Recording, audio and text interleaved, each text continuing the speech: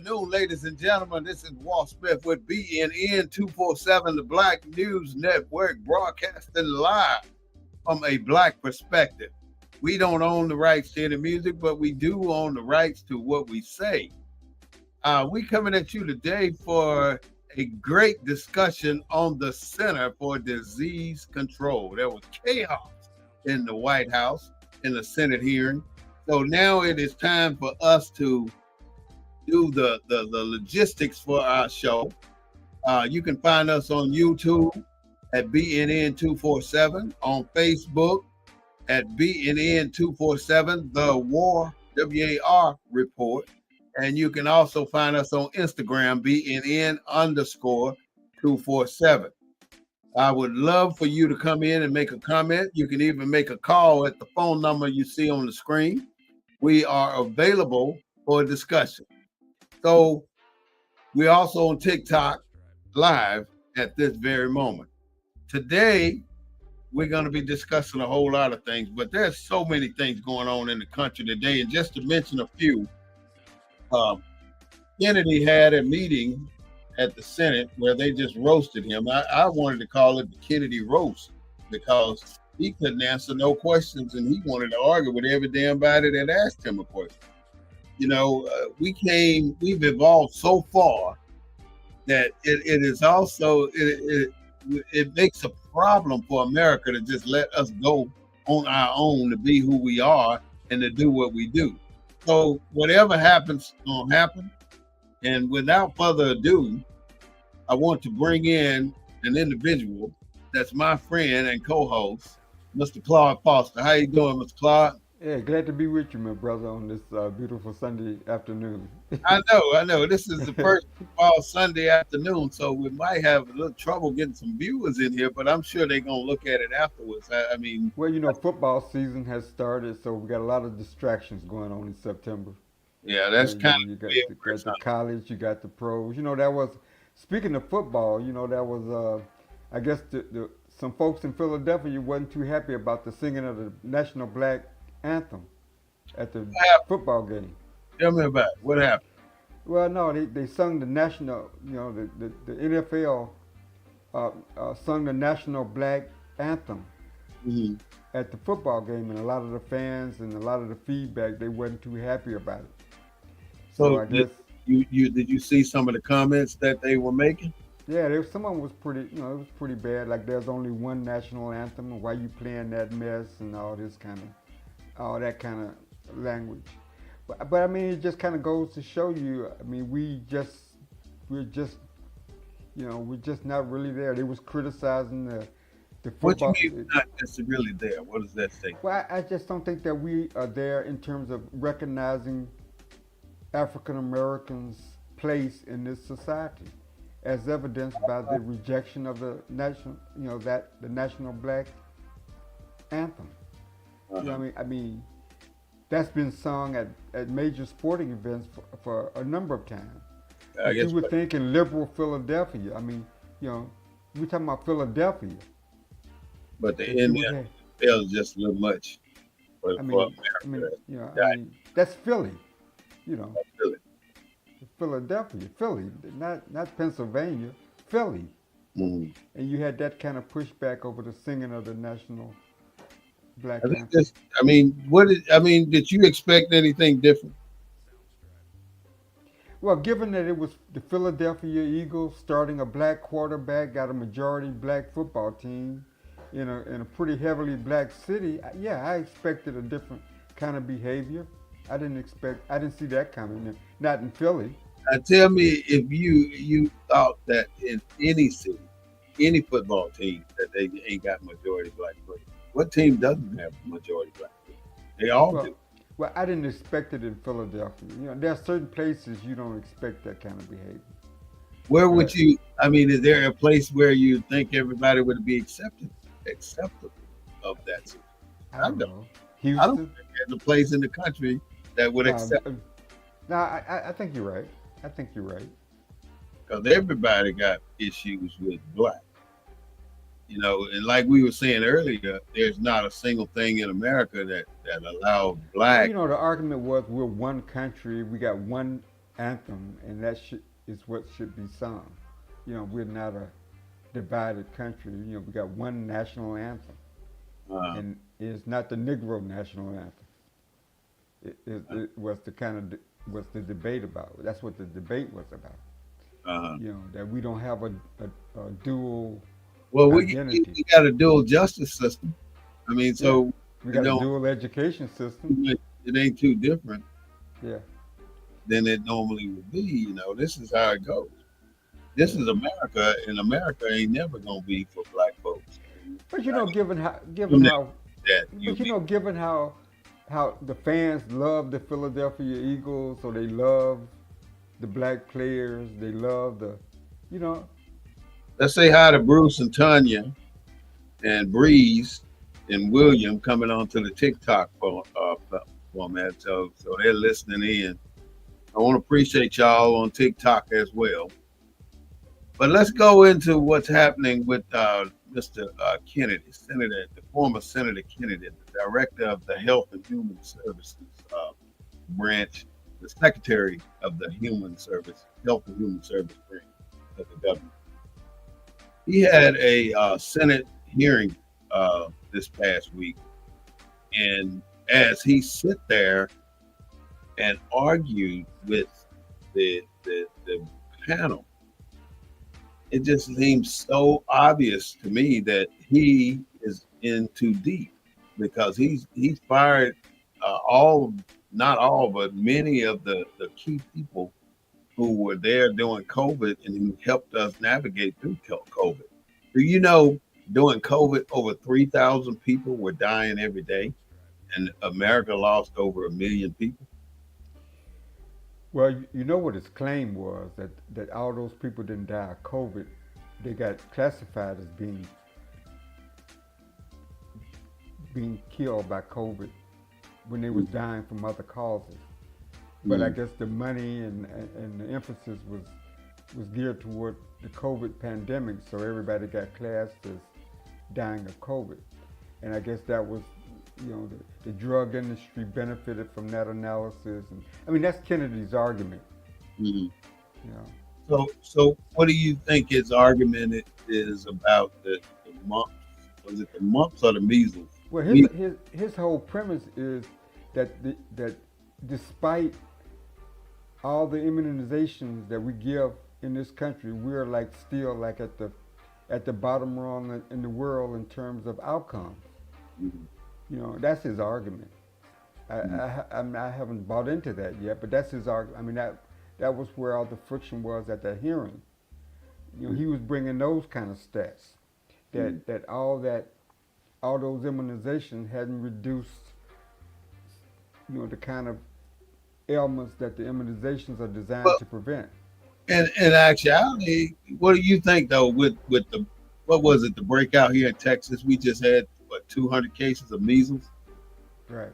When measles have been eradicated, or I mean, you have a case here and there, but never on that level of 200 cases. I mean, 200 cases out of 360 million people. I guess when you put that's still small, right? Yeah, I mean, I don't know. I mean, I got immunized. Did you get immunized? I mean, Yeah, we didn't have a choice. I mean, in order to go to school, you had to have those shots. Right. But Florida just said that they're no longer going to require public school systems to look at shot records. Yeah, and that was the black Surgeon General of Florida that came to that conclusion. Yeah, because I heard him say, "Who am I to tell a parent that their child has to take this shot?" But that was a political talking point. That wasn't a medical. I don't think that was a medical talking point. That was a political talking point. So the bottom line is, how do you protect your children? You going into all these environments, you forcing your kids. It's mandated that they go to school. Right. So you got to go in there, and you got to go in there amongst people that don't have any type of vaccines, and they can be subjected to any type of diseases. And my kid can be subjected to. How many times your kid went to school, came home with a cold because somebody at school that they were playing with was sick? I mean, even the basic things happen at school, and now that they're making it a non-requirement to get these shots. Well, I mean, They might come parents up can with anything. parents. I think parents can still get the shots. They're just not They want, mandatory. they have to choose to, right? Right. So They, your children are still subjected to every disease that can be born to man, which makes it the issue that our children will have to deal with, or our families will have to deal with, especially in the state of Florida. So many things happen with him in that Senate hearing that I'm not sure this man is capable of doing his job. They've asked him to resign. Do you think he should go, or do you know if he should stay? What do you think? I mean, just based on you.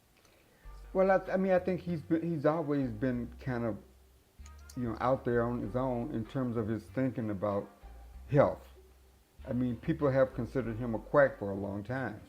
I Mm-hmm. mean, I think Trump has a political agenda in appointing him Mm-hmm. uh, because I think he wants. I mean, I don't know. I mean, I don't know what his political motive is. I mean, I don't think he wants to kill a bunch of Americans, but I think that there's a large number in the Trump base that don't like the government telling them what to do. So I think Kennedy is an extension of that belief, of that policy belief, and Mm-hmm. so he's implementing that policy agenda. It's a political agenda. It's not based on any true health analysis or understanding. It's strictly political, and that's why Trump chose him. Now he's the same guy that said he had live worms in his head, right? Right, And that is something that a quack would probably say. Somebody that's not really all together right. comes to mentality, but he has no formal background when it comes to health and human services. Right. He's not He's he's not a clinician, he's not a nurse, he's not a doctor. nope. He has nothing to warrant him being able to fire people with with years. I mean, years of experience defending and helping our American people's health Well, care. he probably has some quack studies and that people that don't believe in immunizations. I mean, there's a whole class of people out there that that probably believe in the way he believes. But I think Trump is appealing to a certain element of his base in terms of these are the same folks that didn't believe in COVID, that didn't want the shots from COVID, that didn't wear masks, that refused to isolate themselves at home. These are that's the constituency that he's appealing to, and I think he's willing to sacrifice. And the people that are going to suffer under these policies are the working class and poor Americans Mhm. who don't have any other options. And so these are the people that's going to suffer, but those are the people that didn't vote for him in the first place. So this is strictly political. Congress has got to, reign control over what he's doing in that department. They Mhm. have the power. That's why he was before the hearing. But Mhm. I don't think the Republicans are going to do anything. Well, they haven't done anything yet. I mean, he's I written mean, over 160 executive orders, which means Congress ain't had to do nothing. and I mean, they haven't stopped Kennedy from firing all those talented health And professionals. they're gone. They're gone. I mean, now is you got a bunch of You, people that he appointed in there. what's that old saying about the certain people are running the prisons? I mean, there's a saying like Mhm. the crazies are running the mental health institutions. You've heard that saying. Yeah, I heard something like I mean, that's kind of what we got now we we got with we got Kennedy. I mean, on over Trump there in the health Trump and the service department, right. Trump to put the wackos in charge of running the health department. I mean, come on.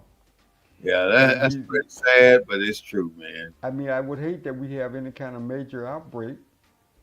You know, I know. I'm wondering it'll be trouble in our way, but we'll have to figure out how to deal with that. I mean, let's be safe as we can, and keep our kids immunized if we can. If you feel that that's what you need to do. one way to deal with it, man, is at the polls. We gotta start understanding the impact of not voting Yeah, and the consequences of not voting. You it's know, bad, ain't it? I mean, the people that are going to be hurt the most are probably the people that didn't even go to the polls. Hmm. And we I, gotta, I agree with you on that. And those, I mean, that is what the idea is to put you in a position with this news and give you this chaotic type feeling about what's happening in America, where you just say, I'm throwing my hands up in the air, and whatever way the cookie fall, that's what I'm gonna go with. right, right. And then the cookie gonna fall on our head because it's not gonna be in our favor. And that's where we run amok because we don't believe in fighting politically because that requires us to be involved for one and to vote for two. And But voting, do you think being involved is more important or voting is more important? Most people are gonna say, well, I think if you're more likely to vote if you're more involved. I just think that I think we got to create a greater understanding of the consequences of not voting, other than they're coming to take your vote away, mm-hmm, which is the message. At least my experience in political engagement has been is the constant message that we do at election time. We don't spend a lot of time educating folks about the impact of a certain administration on policy, on these kinds of issues. You mm-hmm, know, because I think that would resonate. But you know, like we was having the off-camera discussion about the politics in our community and who and the focus in our communities, the agenda focus ain't really about these kinds of issues. The agenda focus is on on on on other causes or other on the interests of the people with money, mm-hmm. you know. And so And it's like we're spending a lot of time on issues that ain't got nothing to do with the working class people. Issues that exactly. could have been tabled or could have been left alone while we deal with the issues and the matters that are at hand. And we're ignoring those issues, like cutting of Medicaid, Medicare, which is a almost a guaranteed right of this is why Americans worked so hard for the last 40, 50 years, because they knew when they got old, they would be supplemented a particular salary Hmm. because they paid into Medicare, Medicaid, and FICA, and all that other stuff through the federal government. But now the federal government shipping gears on us, saying that we got to cut some of that stuff. I mean, now we're going to use AI. This is the kicker. They're going to use AI to make the evaluation whether you should get this surgery or not, or whether you should have this service or not provided by Medicaid or Medicare. Doctors are no longer making this decision. And it's only in a few test states right now. Texas is one of them, Mm. where people that go to the doctor are now being evaluated by AI, whether and AI is determining whether they need that service or not. And if you recall, there's already a disparity in how black people get seen and how white people get seen. And there's a disparity across the board on between black and white. If we wanted to buy a house, we end up having to pay more. If we wanted to go to a restaurant, we end up getting the worst seats in the house. I mean, you that's why you when I go to a restaurant, I pick my own damn seat half the time. I tell the clerk takes me somewhere. If I don't like it, my first thing is I don't want to sit here. I'm going to sit right there. Right. So I have them move me wherever I want to sit rather than take the first seat that they give me because normally it's not the seat that I want. I mean, that's a big deal for me. But you're absolutely right, though, Claude. Well, We got and it's not just this issue. You know, giving states the money for natural disasters, you only got to look at what happened in Mississippi with Haley Barbour when Katrina hit. All them billions of dollars went to Mississippi, and they were supposed to use those funds for housing and stuff, and he used the money to expand the port.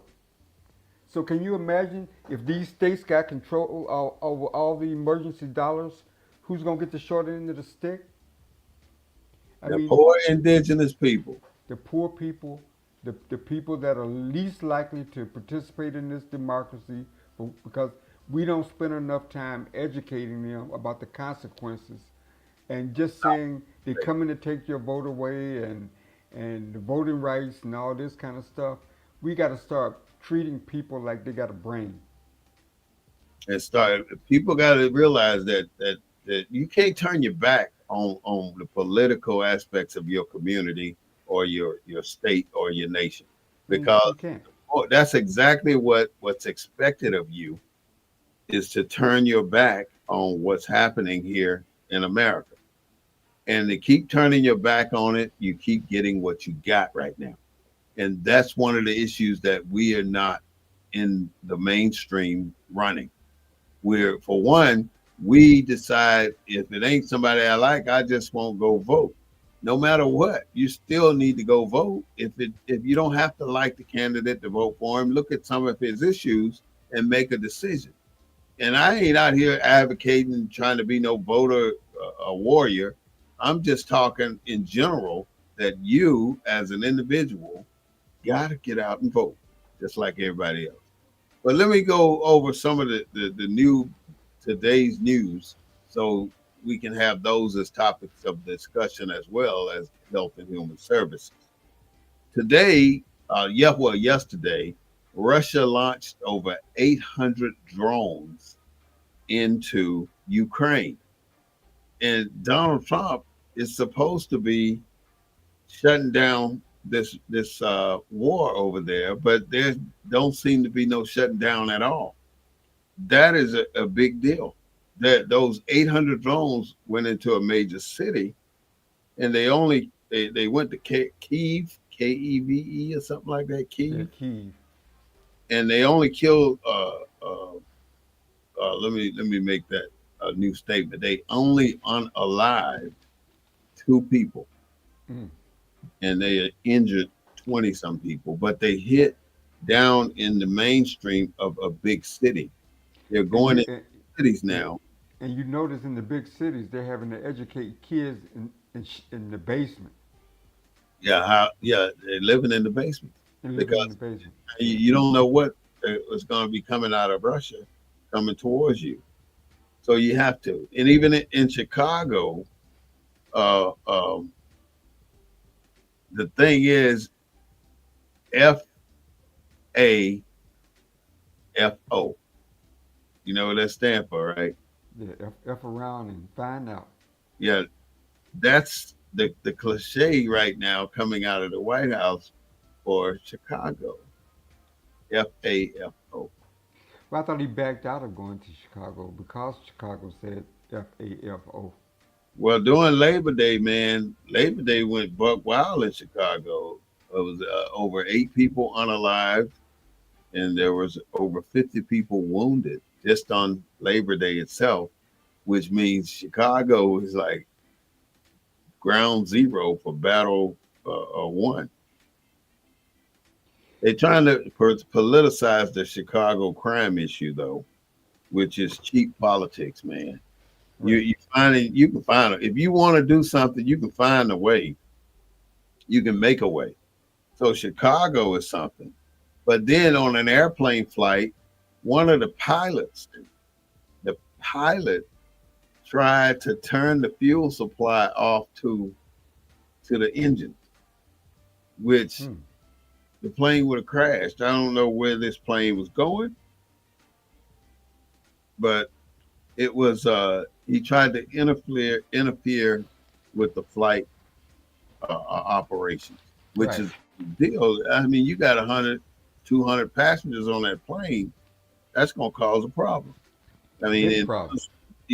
now Venezuela is in conflict with the United States of America Right. because of the this big fentanyl bust that just happened, and then they saying the fentanyl came in through from Russia to Venezuela so it can get to the U.S. Um, America is showing out right now because they're sending fighter jet squadrons to Puerto Rico to because of Venezuela. So what you're saying? You gonna bomb Venezuela? And then they blew up this vessel with 11 people on it. Now I'm thinking this, Claude. If you're running drugs, you're not gonna have 11 people on your vessel. You're gonna have one or two people. Just you're gonna have the bare minimum on there to operate that vessel. 11 people means there's 11 opportunity to breach the load. So you're going to keep the information small, or the source of information small, down to as few people as it may take to operate that vessel. Right. So them blowing up that ship out there at sea and nothing being said after that is a problem for me. I wonder what really went on that issue. Now they had the Navy SEALs out there. The team SEALs, right? Is the one that blew it up. They had to get authorization to do it though. But wasn't they off the coast of Korea or something? It Someplace was an where we. organization. Somebody was saying now they're an organization. Oh, Who was okay. I don't know who said that, but somebody was saying that on here on TikTok. First and 10. He get ready for the game. First and 10. That's his name. Oh yeah, he watching football. All right. And there's another thing. There was a deadly shooting at McDonald's in I think it was San Francisco. And it wasn't black people. So I just get that out of the way right away. Yeah, get that out the way early. Yeah. But what uh, happened? I mean, what? hmm? Somebody didn't get their burger served hot or something? What is wrong with keeping America safe? This individual said, "What is wrong with keeping America safe by blowing up that vessel out there at sea?" Well, I don't know. I mean, shooting those that many 11 people on a vessel without justification, without being absolutely sure that that's a war. I mean, I'm It caught. wasn't threatening nobody's life. I can put it like that. As That's what. long as long as they have until the Jeffrey Epstein files are released, I'm cautious about whatever the administration is doing to divert attention away from Jeffrey Epstein. And every time that name come up, I can't do nothing but laugh. Jeffrey Epstein. They I had mean, it seems like this administration is doing everything in its power to create news to take the focus away from them Jeffrey Epstein files. did you see the conference they were having at the on the White House steps on the Capitol steps Mm-mm. where Oh yeah, dumb with all the women. yeah Yeah. that were violated because of him. They authorized jet flyovers during the exact same time of this press conference. See. All Yeah. right, And so they had a about competing. the young Ukrainian woman on the bus in North Carolina, another dude with 14 priors. You familiar with that? What I'm happened? not familiar with it. You have to elaborate a little bit more first and 10. I'm Biden not. files. Man, Biden ain't got nothing to do with this Epstein file stuff, so leave Biden out of it. Somebody said Biden got files for Jeffrey Epstein. That's why they can't get him. Y'all ain't coming up with some crazy shit, right? Well, I mean, he Man. could have them. He could have took them with him. You Took think he some took with. the I Epstein don't know. file? No, man. Biden does not have Epstein file. He was in there dirty Democratic, dirty Democrats want to drop that into during the presidential run. Man, Jeffrey Epstein and these women have a lot of information that need to be brought out to the public. We need to know what happened, and we cannot find out if we keep getting F-17s flying over the conferences. Oh, did you notice that when they had the when they were out there, all Yeah, the good all the talk. fighter jets? Yeah, they You could. think that was? Come on. That was not a coincidence. That was a planned issue, and you know it, first and ten, and I know it too. That Well, when I watched it, and when the first flyover happened, I said, well, maybe that's Washington D.C. You know, maybe you know, I kind of explained it away in my mind. But after it kept happening over and over and over again, I yeah, said, because no. he did not want them women to talk to the Oh, American public. And then I saw something this morning where one of the senators came out of the meeting with these women crying, and she would not stop for questioning. I don't know what senator it was. that wacko from Tennessee, what's her name? And Not her, Marjorie. Yeah, that Marjorie was Taylor her, Greene. Marjorie Taylor Greene. Yeah, that That was not Marjorie Taylor it Greene. wasn't her. Oh, okay. It was somebody else. But she kind of looked like her. She had long blonde hair. Yeah. She was a lot taller than Marjorie Taylor Look Greene. here, man. There's something there that they don't want us to know about. I mean, There, like,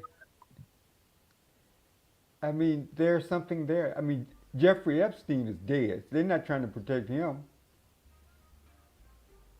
They're it's trying to protect the living. Obama. Huh? This is Ronnie talking about Russia Gate is all Obama. Okay. Senate Macy on jumping like that. Making comments. I don't know what they're talking about half the time, but I read it. Russian Gate is about Obama. All right, person 10, I'm hearing you. Huh? Russia Gate is about Obama. Yeah. Oh, okay. You know, uh, Vladimir Putin is on his own. But, this deadly shooting at McDonald's got me focused on going through the drive-through. I guess somebody was going through the drive-through and they didn't get out of the drive-through fast enough, so somebody got mad and went up there trying to bully them, and they started shooting, and one Wow. ended up unalive. So that was pretty sad. Well, we've had the mayor of Houston has had to crack down on the streets of Houston because people bumping into each other or speeding and getting out pointing guns at people and just gotten ridiculous. Yeah.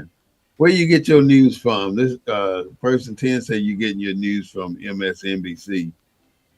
You know, Now, I try to watch a variety of sources myself. I don't. I try to watch. I watch Fox. I watch MSNBC. I watch CNN. I watch C-SPAN mostly in mm, terms of news. you watch I watch Fox. the major news channels, CBS, NBC, ABC. So I You, try to get news from a variety of you sources. don't watch Fox? Yeah, I'll catch clippings of Fox because if you watch a variety of sources, somewhere in there is the truth. Mm-hmm. And so I don't just rely on MSNBC or CNN because you can listen to CNN and then you can listen to Fox and then you can listen to your C-SPAN. I think C-SPAN is more of the unfiltered news. They don't try to interpret what was said. You know. But person 10 said he didn't say that. Oh, That was okay. me. All right, but I got you. All right. But Last thing is the governor of Illinois said they need the military there to protect ICE because ICE is going into the neighborhood. well, the governor of Louisiana says bring the troops on. Like, we need them in Shreveport Yeah, and we need them in New Orleans. New Orleans. Yeah. So You he New Orleans, you need them in Baton Rouge, Report. well he didn't mention Baton Rouge. Definitely need them in Jackson, Mississippi. Jackson, Mississippi is off the chain. And if you need them anywhere, that would be the place. Now, I'm not saying you don't need them in Chicago, but I'm definitely saying you do Well, I need don't. Jackson. Well, personally, this is where we're gonna diverge a little bit. I don't think you need to guard in any of these cities. I mean, this administration cut all kind of funding for programs to prevent the kind of stuff that we see going on. So I don't think that we need the guard anywhere. We didn't need the guard in Washington D.C., but that's a district, so he Mm. has the power. You don't have the power to send the guard nowhere else. Yeah, we're right now what person tends identifying that we're sending them to blue cities, and we know it. We know. But red cities are just as bad. A city with a crime problem is a city with a crime problem, red, blue, or indifferent. And see, that's the thing with America. We go so far out to split off every single thing, to put a dividing line in between red states and blue states. And there's no need to try and separate the country where everybody can only see red and blue. But every time voting come around, that's how everything's portrayed. And we're trying to move everything into a red and blue situation. And it's not like that. It's not red and blue. It's America. And as long as we keep trying to divide ourselves, we're gonna keep having these problems.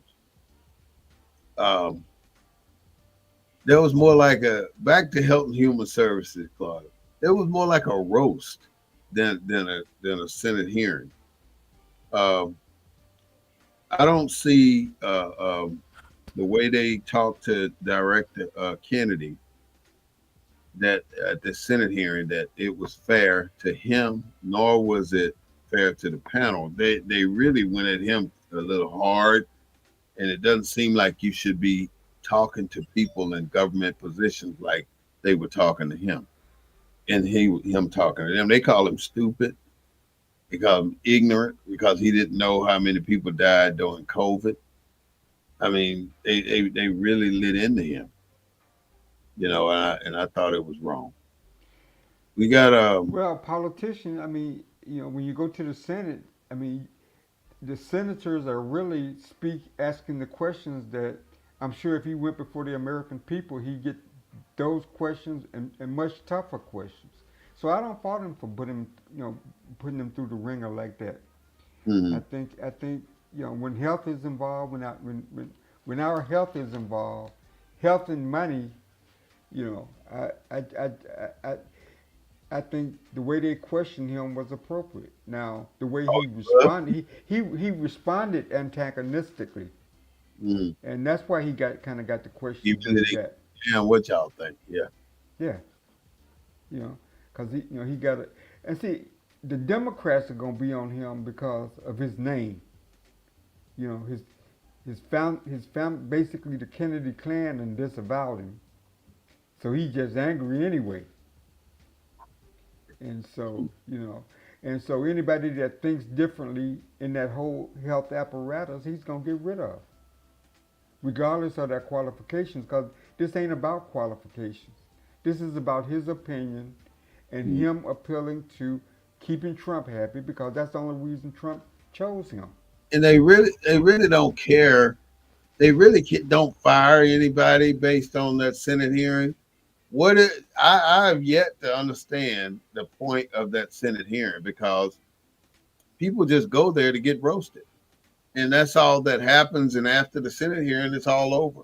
Right, Well, at least I think it's all over. But there might be some underlying things happening, or it might be a way that they get the American people involved in what's happening with the particular office that right. they've called to a Senate hearing. Because a lot of information came out of that particular meeting. This man has fired all these people, and he hasn't a clue in many cases about what's going on in the Health and Human Services division. Well, looking at, you know, politics is about political theater, okay? Those hearings are nothing more but another distraction from Mm-hmm. Jeffrey Epstein. Put Mm-hmm. it like that. The distraction from Epstein. I Yeah. appreciate the comment first and 10. He told me, oh, you look pretty dapper. Oh Ah, yeah. that was nice. Thank you. I appreciate that. But, it is a cover up for Jeffrey Epstein, like you said. I'm Yeah. thinking I think the sooner or later whole. they're gonna either give up the information or they're gonna not. How long is this gonna go on for the next 3 years? How long can you prolong what's inevitable? Is this actually gonna happen or is it not gonna happen? I mean, one way or another, some kind of list is gonna hit the streets.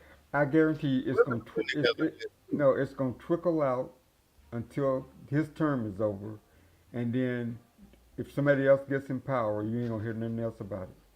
It's gonna be done. It's gonna be done. Thank you all for all the good comments. Let's say What now the Speaker of the House what was the comment? saying Trump was government informant. He's a government informant. It's not going to happen. They want that list to be burned or Yeah. buried. Yeah, they Okay. buried the list. I agree with you. I don't think that list is going to come out, but I do think that those women will come together with a list and they're going to publicize that list.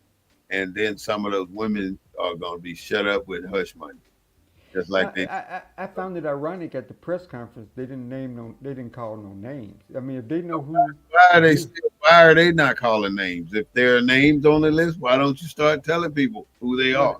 they know who abused them. They said Jeffrey Epstein brought him to his house and did all this. They know who abused them, Thank you. Yeah, don't they. they? I mean, Jay, Jeff, unless it was Epstein. Jeffrey Epstein in every Then they situation. got the lady companion of Jeffrey Epstein. I can't recall her name at this moment, but she is. She says she don't remember nothing. There's no list. That's what she's saying. But there is a list. And she down there in Bryan College Station, the club Med. They done took her out of the They big should federal prison and brought her to go to a club med, right? right down there in Brenham. It's so easy to withhold information in this country. I mean, if you got money, you can basically do whatever you want. That's Yeah, what don't. money can make things disappear, man, as if You, it never happened. you made so much stuff disappear. It ain't funny. We have a felon in the White House, y'all, and by having a felon in the White House, does that mean felons can go in the military now? Because he's the commander in chief and he's a felon. So you telling me a person can't go in as a felon right now? Why don't we take all these guys in the in prison that can physically qualify for the military and allow them to go in the military to wipe away their felony? That could shut down on the prison population, but the fact of the matter is they don't want to shut down the prison population. I mean, that's a good talking point, but that'll never happen. There's different kinds of felony. He was convicted of 34 felonies. Well, that's privileged Yes, felonies, and then there's underprivileged felonies. that shouldn't be funny. Let me put it. I take that back. I used a bad word. I don't use bad words like that no more. I Okay. I When don't did, put it when did anymore. I you? did Uh, not. what is it? Also, hey man, New York City got some stuff going on right now. Uh, the mayoral race for New York City, Eric Adams said, "I don't care what y'all got to say. I ain't dropping out. I am going all the way." I said, But "I come from the streets." That's what but he said. then Huh? didn't somebody say that Trump was gonna offer him a job if he got out of the race They're trying to somebody get, yep, so that out of the way so Como can win. so Como can win? Yeah, and Como trying to run as an independent against that what's that Zoral Mandani. I can't always pronounce the names No, correctly. but McDonough. About huh? Yeah, that's correct. Yeah, he's running against Cuomo and he's running against Eric Adams. And right now, they sound like he might be the candidate or be the person that's going to be the mayor of New York. Well, he's got the campaign money to Yeah, win. he capped out on campaign money, $8 Yeah, million, and he said and he got there with $1, $2, $5 donation. and in a three-person race, yeah, he could probably be the top. Is this winner take all? Does he got to get 50 plus one, or how's that gonna come out? Or he just get Uh, the most votes? How does that work in New York? I'm well, not let me say this before we entertain your question, if you don't mind. One, Melissa says she loved the way we can talk about politics and don't fight. I Oh, mean, fighting. I want to don't hold the question now. Hold that question. Fighting to me is information, is knowledge, is wisdom, and BNN 247 is dedicated to providing that information, that wisdom, and that knowledge to people that can muster the fight. You can't fight of ignorance. You know, Marcus Garvey said in his writings that if you're not abreast of a subject, shut your mouth. Don't talk about it because somebody gonna come along and embarrass you and make you look really stupid. So you can't go into a fight unless you are adverse of the parameters for that fight. So Melissa, I hear you. You can find what you want, not real. But the fact of the matter is you can't fight unless you know what you're fighting about. And how what am I running? I'm gonna run out in the street. I'm ready to fight now. Let's get it on. Let's know. Let's go to combat city. But I don't know what the hell I'm fighting for. I don't know why I'm fighting. I need a reason to be out there in the street fighting. Why would I go out there and fight for the release of Epstein's information? I don't give a damn about Epstein's information. That I mean, it's going to make a difference with white politicians and people in Washington D.C. I'm concerned, but it ain't enough for me to go fight. Not enough. What I would fight about is the recognition of my ancestors and myself as a black indigenous person of this land. I would fight about that. I would fight about what goes into our English books and our history books that's being taught in our school. And this dang thing, what do they call it? CRT. I would fight against CRT to ensure that our people are being taught good historical facts and not made up stuff. That's what they've been taught in school to this day. You know, I'd fight for that kind of stuff. But what am I going to fight for this fight that's going on in Washington now that don't even make no daggum sense? It's out of my league right now. So fight for what, Melissa? Go ahead. What was your question, Claude? well, I forget what the question was, but I thought of another question. I was trying to figure out was there a lot of was there black women out there at that press conference? I didn't I see think any. wasn't there It, one year. it wasn't no black women involved in that. This is a whole white thing. Ain't no black women on the Epstein file. Well, I thought that tall young lady. I think she was African She American. might look black. She might have some mulatto or some other stuff. She ain't black.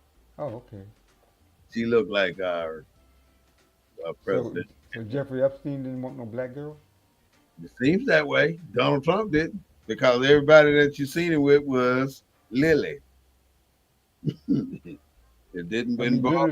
none of the big millionaires or wealthy people that was. I'm always leading. I'm always listening. That's why I'm here. I appreciate that. Um, thank you so much for your comments too. You know, it's about knowing the fight and being informed. And Right. now you can go out equipped and you can talk the talk. Because if you get into the conversation or if you get into an environment where this is the topic of conversation, you can provide input based on what you know about the situation. Otherwise, as Marcus Garvey said, listen and learn. Right. You know, this New York City stuff with Eric Adams, he's not dropping out. He sounded pretty strong today.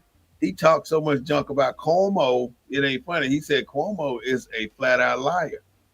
You know, talking about he resigned and now he's getting restitution to come back and be mayor. Why did he resign? Let's go back there. Because he molested or sexual harassed one of the people that worked in the office with him. But now you're saying he's been cured. Did he go to counseling? I've been doing that for many years. I'm older. Melissa, older. What you mean? If you older than 66, let me know because that's my age. I know I look 35, but my daughter told me I look very young.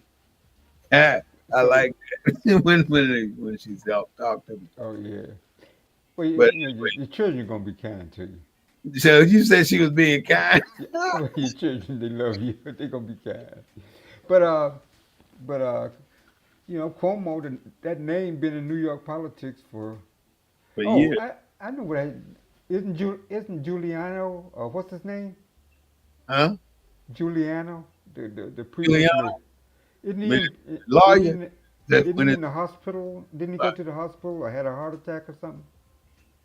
I don't know who that was, but he caused his brother to get fired too, though. I'm sorry, I didn't follow what you were saying, No, Claude. I was saying Giuliano. I thought he was in the hospital. Or he was. Seemed like I read a report that he was in the hospital. The previous mayor. I didn't hear it. Yeah.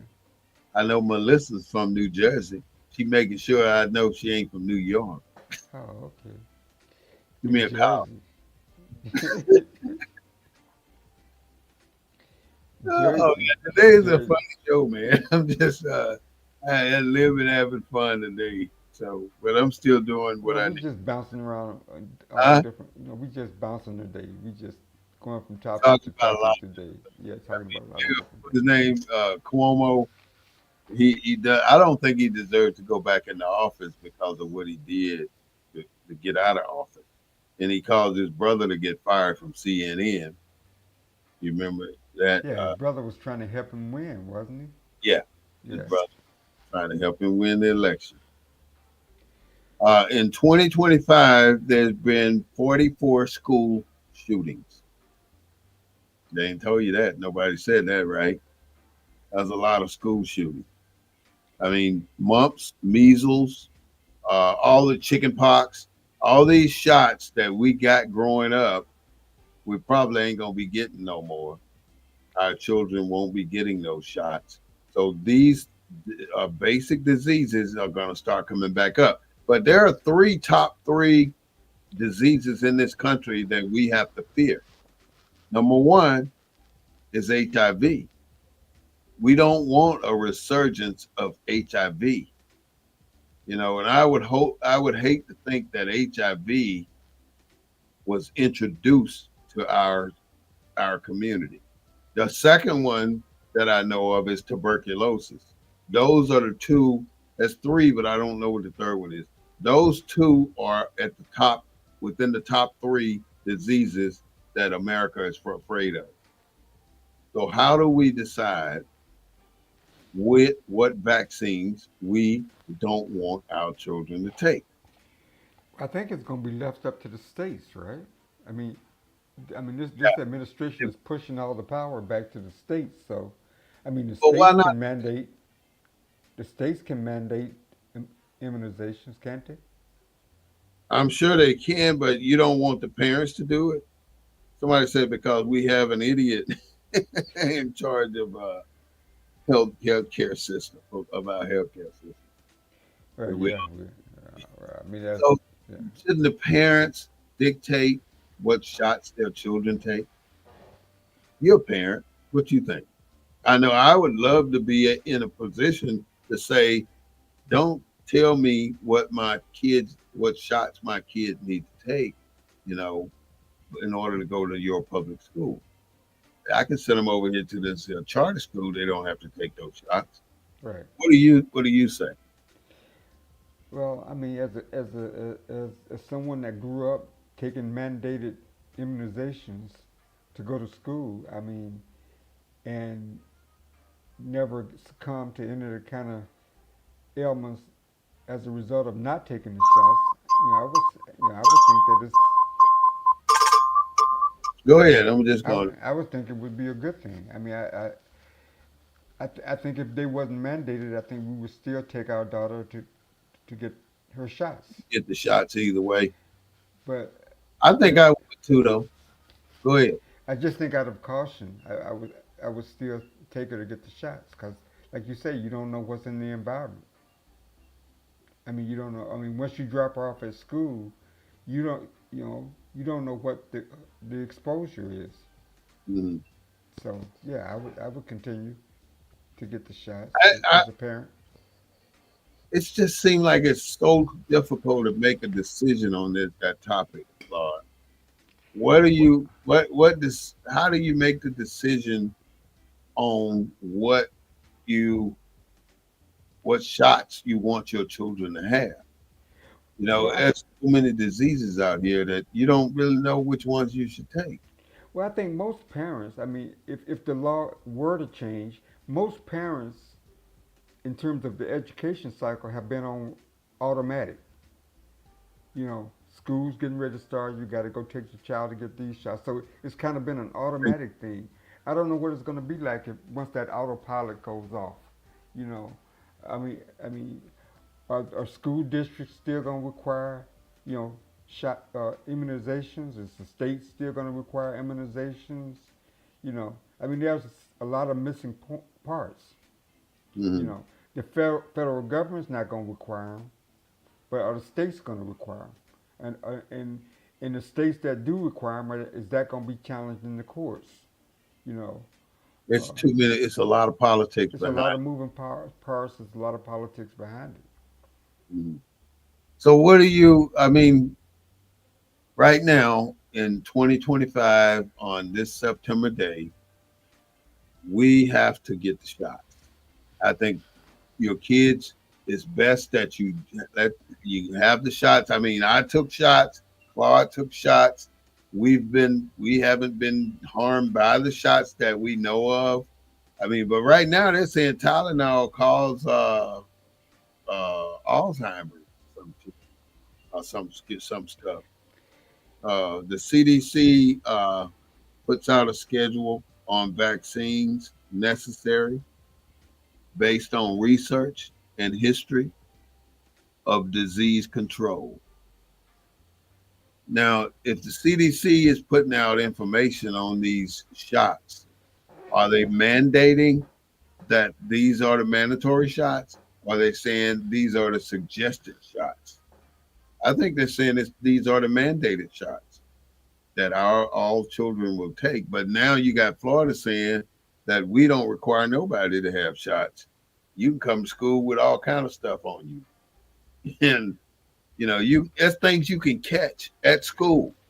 Well, like I say, in Florida, that was a political announcement. That wasn't a medical announcement. That had no basis. I'm sure that Florida hadn't did no studies. That was strictly political. Uh, and Mm, it's ironic. It was a black surgeon general in Florida.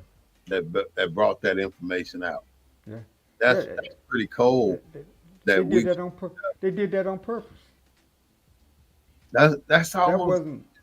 another distraction. Yeah. They showed. I never thought I'd see the day where they would call a director ignorant.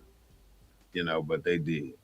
And I guess this is something that we are going to continue to see in politics now. They're getting real raw about how they talk to each other, and I don't think we're going to get very far with our own people acting the way they're acting right now when they're talking to each other. It's not professional. Even I mean, it started from the presidency when Donald Trump started kicking out news reporters for asking him, popular questions. Well, one thing that the Democrats have come to the conclusion. Like Obama said, when they go low, we go high. Hmm. Obama saying now, when they go low, we go lower.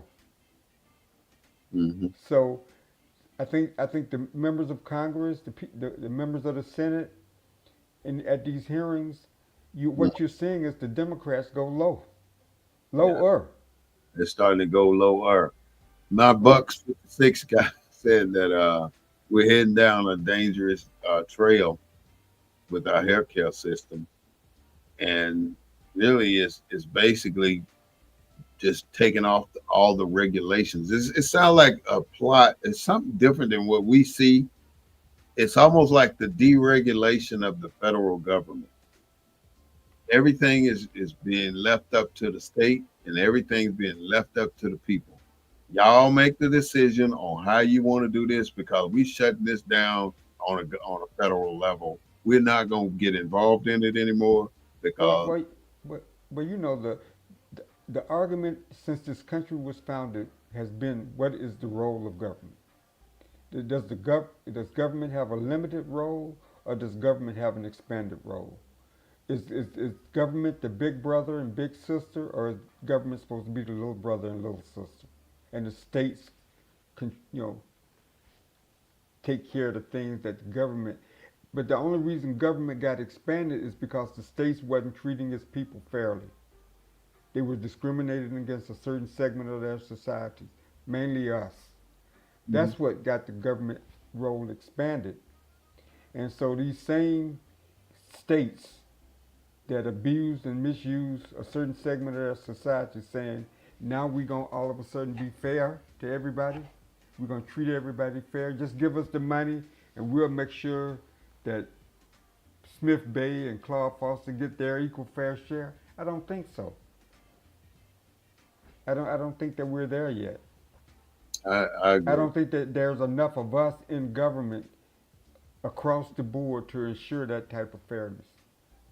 We could take this all the way back to the the Civil War when the 11 states was fighting against the Union Army, and when the war was over, the then president after the assassination, Johnson appointed the generals that were in the Confederate Army to become the governor of those 11 states. Each state got a Confederate general as a governor. So they were fighting to maintain slavery. And because they became governor now, they were okay with the suppression of black people. They were okay with the locking up of black people. They weren't slaves anymore. So now they're going to do something different.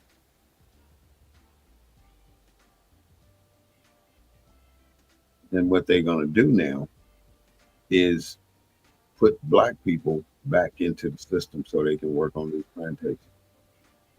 And that's exactly what they did. So you're right. The federal government had to get involved in order to prevent certain things from happening. So let's say this is a comment from my Bucks 56, but the government hasn't always been fair with our people either. So it's complicated. It absolutely is It complicated. absolutely is. Yes, it is. They're not fair. They're not going to be fair to us as it is right now, and it's going to be our responsibility to regulate our own fairness.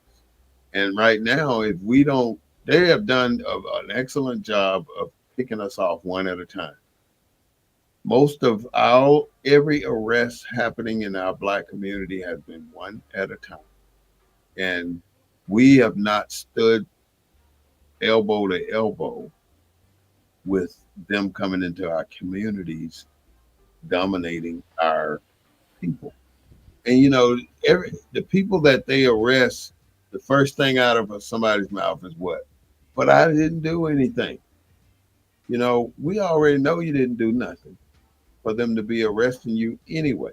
So for you to sit there and say, I didn't do anything, I didn't do anything. Why are you messing with me? And you're resisting at the same time. And what they're doing is elevating their attack on I didn't do anything. Let me, let And me add. put Let me add this. In uh, your lifetime, how mm, many white people have you seen been released from prison because they was wrongly prosecuted? mm, not one. I haven't seen that one.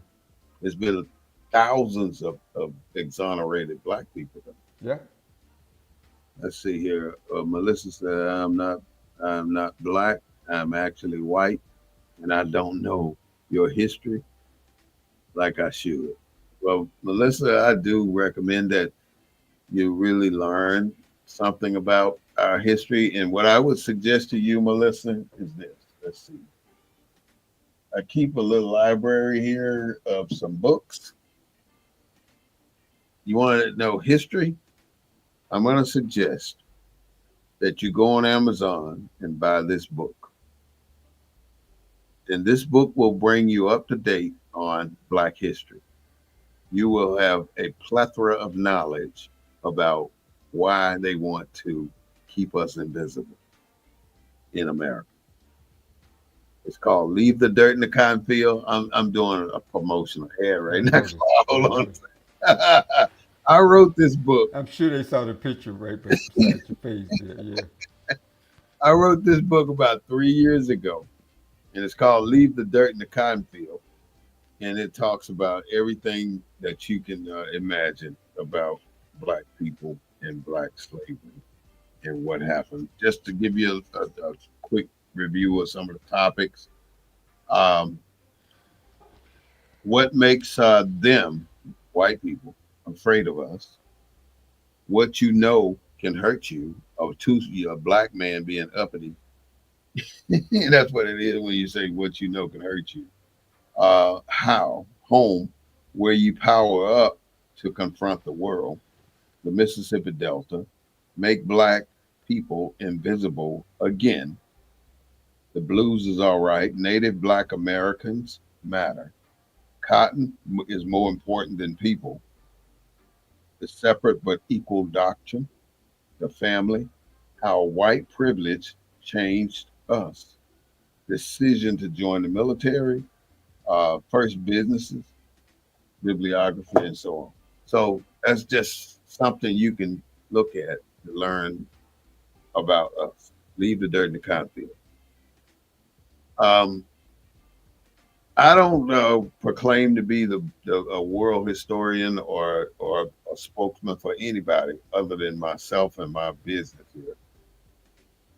We have always had to fight for everything. I'm a perfect example. You know, I've had 5 Article 15, and I still retired as an E8 in 21 years in the military. All 5 Article 15s were overturned because they were racist. And I'm saying racist. I'm not saying prejudice. I'm saying racist. So I got to down within a week of getting kicked out of the army, and I had a colonel, J.T. Lawrence III. I never forget that white man who He saw dis- the inequality. he dismissed every last one of those Article 15. So I could, and then I reenlisted, and I stayed. Was it 8 at one time or over a period of time? You never shared Five that. within a 24-month period. Wow.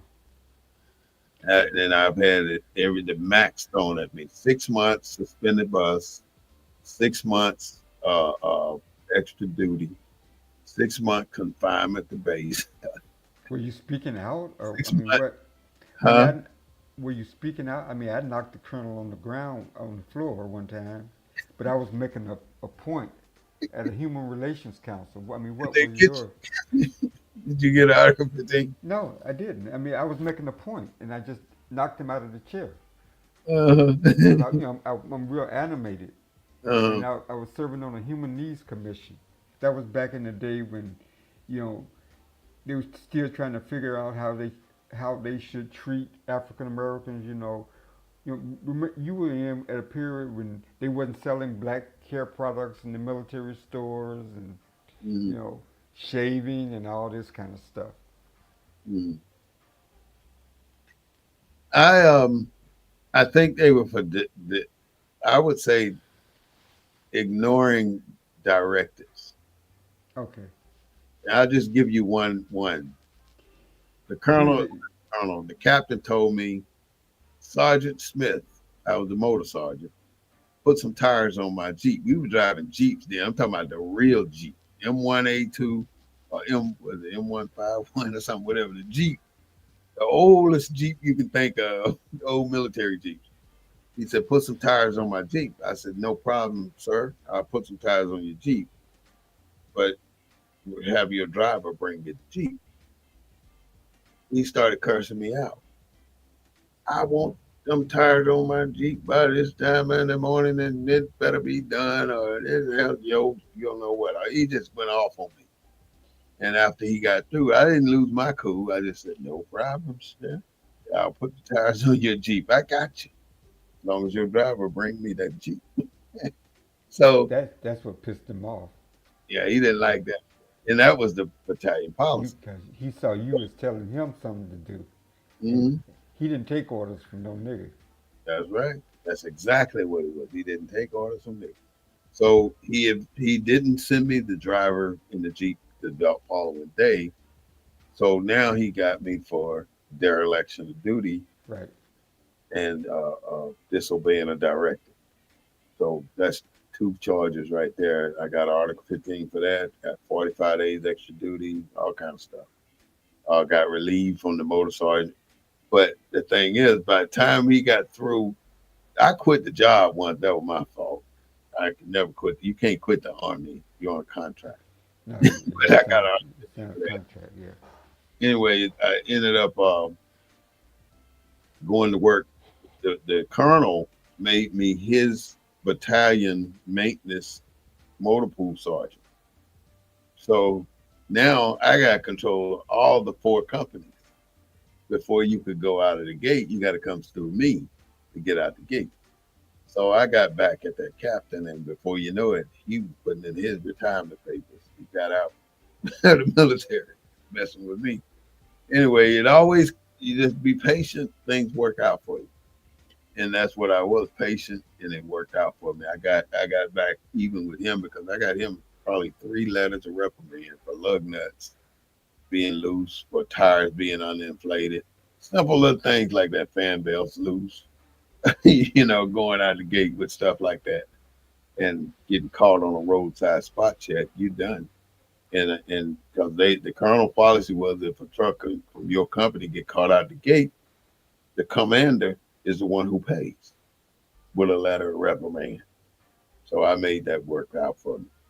Anyways, that was 45, 50 years ago, seemed like a long time ago. But that's Wow. what I did to make it work. And that was just one situation. But like I said, I got a lot of Article 15s. It wasn't fair. Even at a job where I was up for GS 13. It was sick. Within 6 months, I was going to be promoted to GS 13. And the pilgrims, the white folks, noticed that. They paid attention to it because they saw it coming. Somebody must have sent them a notice that he finna get promoted. And in 6 months, they fired everything they had at me to bring me down to make sure I didn't get my 13 because I was still outspoken. And I just decided to go on FL, what do you call it, FLMA. I Mm-hmm. went on whatever it is, and I never went back to work. This was with the VA, the Department of Veterans Affairs. Wow. And then I worked for Boeing Aerospace Support Center, one of the government's biggest contractors with the KC, blah, blah, blah. That's all I say. And they sent me to what is the place in California where the ports are, Hmm. um, wherever they sent me. They sent me there for 2 weeks out in California to go to a diversity training class because I was the president of the affinity group for Black people at Boeing. Right. And the week I came back, we had an all hands meeting in the hangar down on Kelly, used to be Kelly Air Force Base. And our entire department got laid off. Everybody, over 300 some people. And I At, think at that, Kelly. yeah, we were comprised of more black people than any other part of the whole unit of the whole organization. So they laid us all off and outsourced the job. So they tried to give me a contractor job with the outsourced company, and I told them to shut it. Give me my severance pay. What was that day like that they let everybody go? What? How did Well, y'all? they told us to come into. They put it out there. Said certain people we're gonna have to realign some things. So they said, "Yeah, I want this department to go into room A1C or something like that, or ABC." So we all got up, went over to this room, and as you walked in the door, they were handing you applications. Fill this out, sit in, fill this out. And so, you're not sure what's happening. So I'm following along. I looked at the application. By the time I sit down, I looked at the application. I said, this is an application to work for a company here. I ain't working for y'all. So I gave the application back and got up and went to my office. And next thing you know, two of the managers came over and said, hey, will you, we want you to work because we need you to help us transition into this new responsibility we have. And I said, I'd do it for two things. Give me a $10,000 raise and give me a 1 year contract. Because normally once you train them up, they Uh, fire you. So so I'm telling y'all that too. If a contract ever come into your job as a new and you sign over to them and they say, well, we want you to stay on to help us train up people, they're gonna fire your ass. Excuse me, I didn't mean to use profanity. I got to get away from that no, these bad, a little bit, a touch of bad though, right? That profanity here and there don't. ain't It's nobody. okay, right? All right, so they uh you know they're gonna let you go after you train up the people. So Oh, don't okay. even waste your time unless you plan to stay there as a subservient employee. And some people did, and they ended Wow. up retiring with that company. But I ain't nobody subservient. So actually, I have only had three jobs in my life: the Army, the Boeing, and then the VA. And any other thing didn't last more than a week because I can't work for nobody because I'm hard headed. So I started cutting grass, and I made more money cutting grass than you can shake a stick at. Because everybody want their grass cut, even Walmart. I had a contract with Walmart. Oh, you had your own business, grass I, cutting. I that was one of them when I Oh, did okay. when I needed. I didn't know what to do. I had gotten out of the service. I got laid off. So I'm gonna do my own thing. And I made more money doing lawn care than most people. I did that in 2 or 3 years. You got an entrepreneurial spirit. Yeah, I didn't want See, to stay with it though because see, I it got was a service I had it spirit. down so good. We cut any size yard in 45 minutes or less. Wow. That was that was my That was a line. guarantee. You could cut any size yard in 45 45 minutes or less. minutes. And And you I had back that up. yep, I backed it up. But them jokers tore up my equipment so fast. Let me get them back on topic. I'm talking about me. Anyway, I'm glad y'all listening. What does that say? Become a businessman and you're working for yourself. Kudos, love it. Thank you so much, man. Appreciate that. Uh, Back to our topics for today. We covered some healthcare issues. Uh, we didn't talk about hospitals and nurses. I mean, some of these National Guard people are nurses. You know, they are leaving the hospital to go serve in the National Guard. Some of these people are clinicians, anesthesiologists, and all these different type people that you pulling out of the community to go work in the hospital. I Right. mean, you go work with the National Guard. You pull them out of restaurants, you pull them out of Walmart, you pull them out of all these other places. So what's going to happen with all these jobs that are left open because you got to go serve in the National Guard now to do domestic stuff? You're causing a bigger problem. Yeah, and a lot of and he's worried about security, but he's taking a lot of security off the street. A lot of those National Guards are police officers. And police officer. There you go. Yeah. So he claimed you know, Huh? he's claimed he's helping cities, but he's hurting places as well. You know. It's It's not working that well. right. So, so Clyde, we've covered quite a few topics today. You can tell us what you want to tell us in your closing statement. We're over an hour, 20 minutes now, and I want to go ahead and Well, get you know, your. it was interesting the feedback you got from one of your callers about the fact that we was having a show and we wasn't arguing with one another and talking politics without. To me, that kind of illustrates when we see that the mental health status of us as a people that's never been addressed when we don't respect one another or we Mhm. don't listen to one another. And I thought that was ironic that she picked up on that and commented about that on the show. Mhm. So I wanna leave my comments with something positive. You know, we talk about wealth in this country, and we're talking about the wealth of African Americans, and our wealth is growing, especially in our major cities where the majority of black folks reside. Uh, just to give you a rundown, the top 10 cities that has the most black millionaires. We have few billionaires, very few billionaires, but we're getting there. Memphis, Tennessee is number 10. And you're going to be shocked at this one. Jackson, Mississippi is number 9. Birmingham, Alabama is number 8. New York City is number 7. You would think New York would be higher. LA is number 6 with over 400 black millionaires. Houston, Texas is number 5. Chicago, number 4.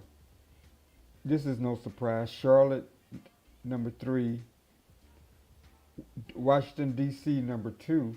And and this shouldn't be no surprise to people, but Atlanta has over 16,000 plus black millionaires Wow. in Atlanta, Georgia. 16,000. 16,000 plus black So, millionaires.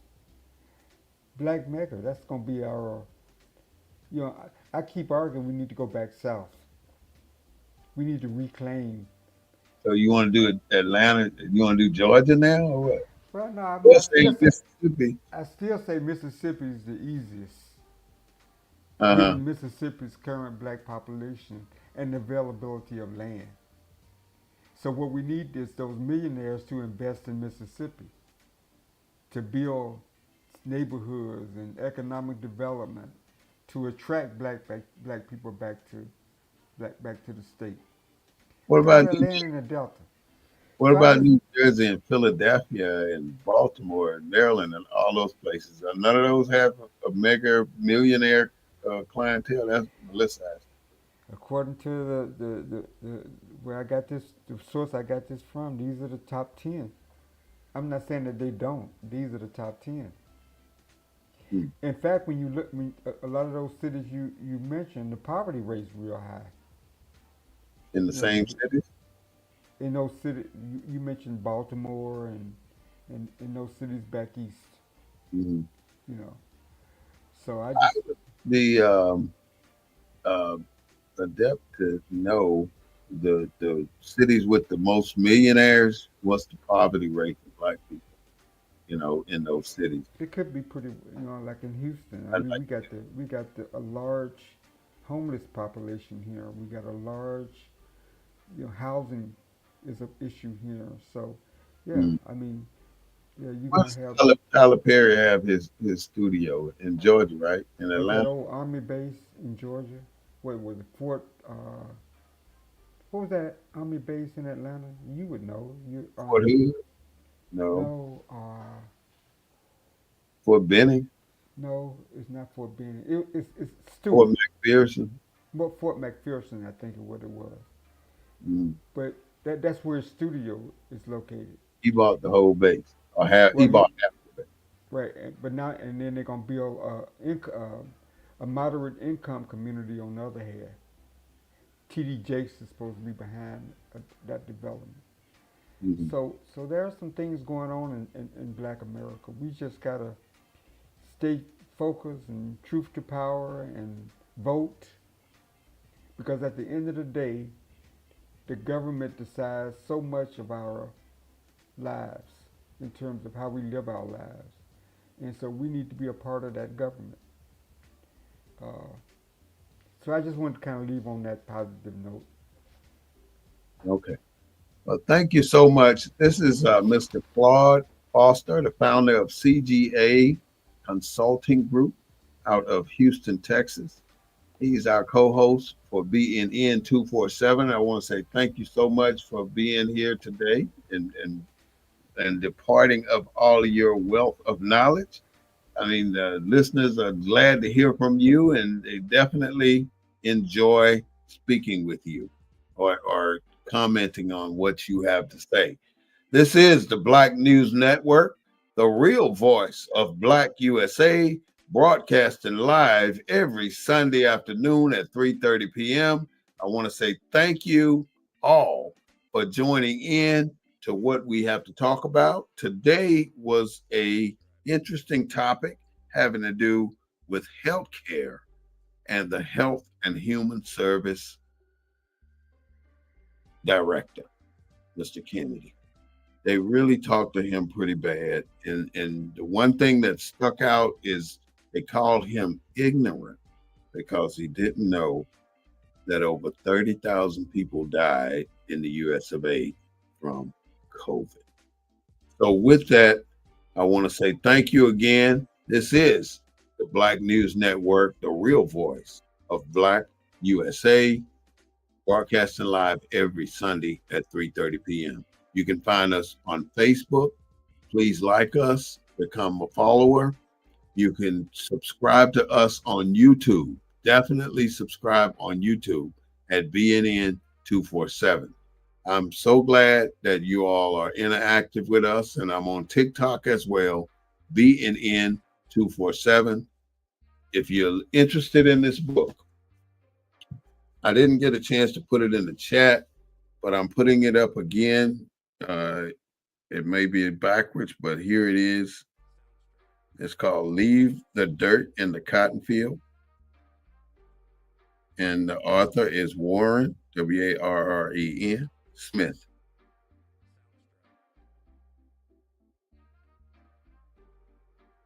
Leave the dirt in the cotton field, y'all. Hopefully, I will see you soon. And thank you so much for joining me on this show.